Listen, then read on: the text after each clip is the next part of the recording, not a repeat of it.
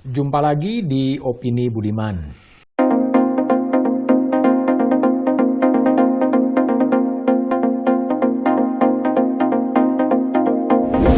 Tewasnya Brigadir Nofriansah Yosua Huta Barat di rumah Kepala Divisi Propam Mabes Polri Irjen Verdi Sambo memasuki babak baru. Tuntutan keluarga dikabulkan. Ekshumasi, otopsi ulang, dan pemakaman kembali secara kedinasan telah dilakukan oleh kepolisian. Meskipun sekarang pemakaman secara kedinasan menimbulkan kontroversi baru. Dari kontroversi muncul kontroversi yang baru. Perhatian Presiden Jokowi tentunya ikut mendorong percepatan proses penyelidikan kasus tewasnya Brigadir Yosua. Kasus ini memang sungguh luar biasa. Kasus yang sebenarnya menurut reserse senior mudah dan sederhana menjadi begitu kompleks. Banyak pihak harus terlibat atau dilibatkan. Pihak istana intens bersuara. Ada tim khusus yang dibentuk Kapolri. Ada Komisi Kepolisian Nasional. Ada Komisi Nasional Hak Asasi Manusia. Ada Lembaga Pelindungan Saksi dan Korban. Ada ormas-ormas pun ikut bersuara, kelompok-kelompok pengacara, semuanya ikut terlibat. Akibatnya memang terjadi pro dan kontra dan membingungkan banyak kalangan. Terjadi informasi maupun disinformasi. Ada penyelidikan berbasis sains atau scientific crime investigation, tetapi di media sosial kita jumpai juga ada penyelidikan yang katanya berbasis tarot atau klenik atau apapun juga.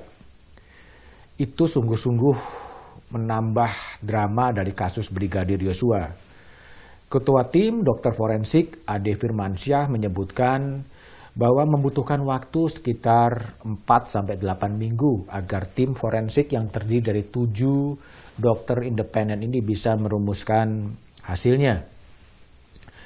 Tentunya semua pihak harus bersabar untuk menantikan hasil otopsi yang dilakukan oleh 7 dokter independen. Spekulasi pun kemudian muncul. Hasil otopsi yang kedua bisa saja menguatkan hasil otopsi yang pertama. Tapi bisa juga kemudian hasilnya kemudian berbeda atau saling menguatkan. Bagaimana seandainya hasil otopsi itu kemudian berbeda? Saya telah mencoba bertanya kepada dokter forensik senior, Dr. Jaya Suryaatmaja. Dr. Jaya mengatakan bahwa kedua hasil otopsi itu harus diuji di pengadilan. Terserah kepada hakim pengadilan hasil otopsi mana yang kemudian akan diterima sebagai bukti di pengadilan.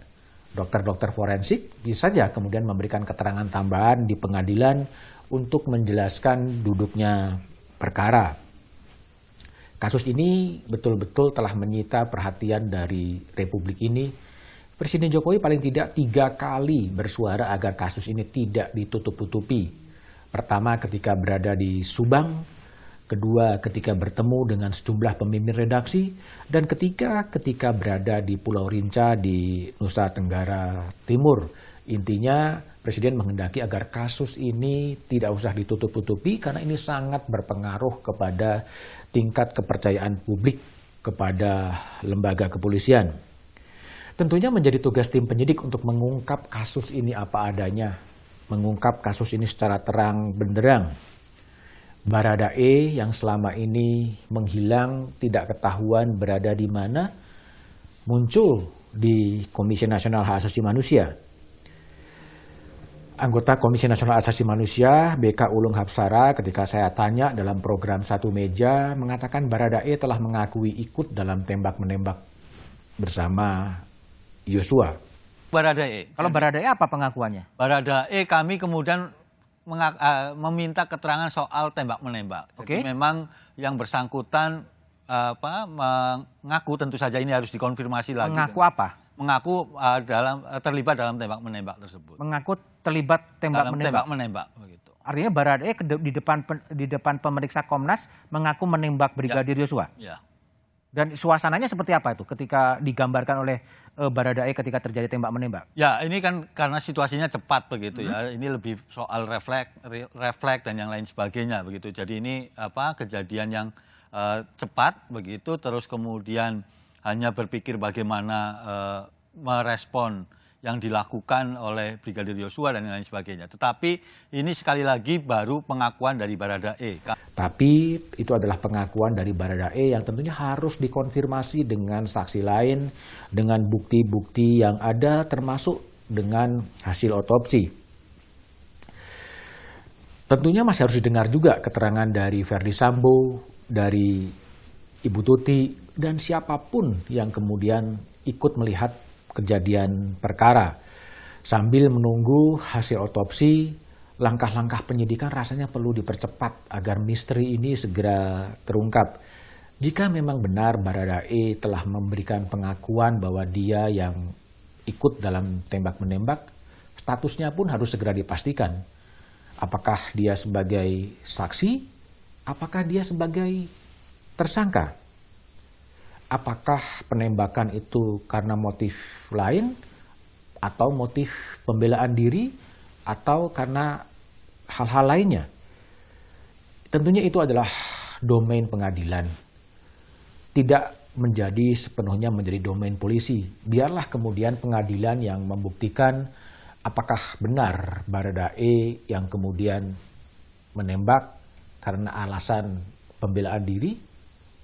Biarlah itu semua terbuka di pengadilan, disertai dengan keterangan-keterangan saksi, keterangan-keterangan ahli, ataupun hasil dari otopsi. Dan tentunya Baradae pun berhak untuk mendapatkan pendampingan hukum. Perlu ada advokat yang memberikan hak kepada Baradae agar hak-hak hukumnya kemudian juga dipertimbangkan. Ini sungguh menjadi sesuatu yang luar biasa. 3 kali Presiden memberikan perintah, tentunya ini adalah atensi yang begitu besar agar misteri ini segera terungkap. Biarlah pengadilan yang kemudian membuka kasus ini secara terbuka melalui sebuah proses persidangan yang terbuka, sehingga konstruksinya kemudian bisa dipahami oleh publik dan bisa diterima oleh publik. Siapa yang bersalah tentunya harus mempertanggungjawabkan apa yang dikerjakannya di pengadilan. Tetapi siapa yang tidak bersalah juga tidak patut untuk kemudian dikorbankan. Sepenuhnya masalah ini adalah domain dari pengadilan. Keadilan pada korban harus diberikan, tapi hak atas informasi oleh masyarakat dan untuk masyarakat juga harus disajikan agar rasa keadilan korban itu juga sesuai dengan rasa keadilan masyarakat.